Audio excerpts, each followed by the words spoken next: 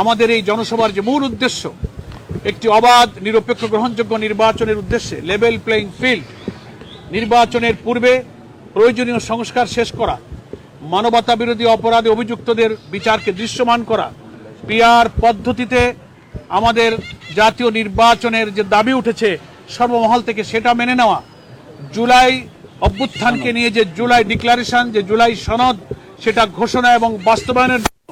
আমরা জুলাই বিপ্লবের প্রথম বার্ষিকী এই জুলাই মাসের মধ্যেই সেটা সরকারকে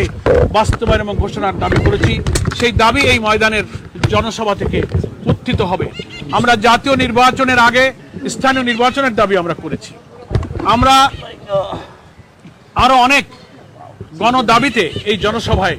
জাতীয় নেতৃবৃন্দ সে দাবি তুলে ধরবেন, সে সুযোগ আমরা ইনশাআল্লাহ এখানে করে দেব। বিভিন্ন রাজনৈতিক দল, দেশপ্রেমিক ইসলামী সংগঠন, অন্যান্য রাজনৈতিক দল, সুধী সমাজ, সুশীল সমাজ, সব শ্রেণী পেশার ধর্ম বর্ণ নির্বিশেষে সকলকে আমরা আমন্ত্রণ জানাচ্ছি। ইনশাআল্লাহ 19শে জুলাই আমরা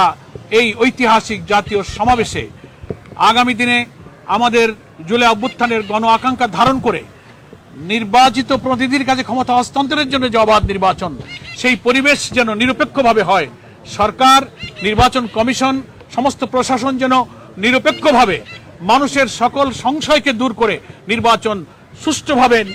পরিচালনার জন্য একটা লেভেল প্লেইং ফিল্ড, কোনো দিকে না ঝুঁকে সবার ক্ষেত্রে সমতার ভিত্তিতে যে গণদাবি উঠেছে এটা যেন নিশ্চিত করতে পারেন, এই লক্ষ্যে এই জনসভা সফল করার জন্য দেশবাসীর কাছে আমরা আহ্বান জানাচ্ছি।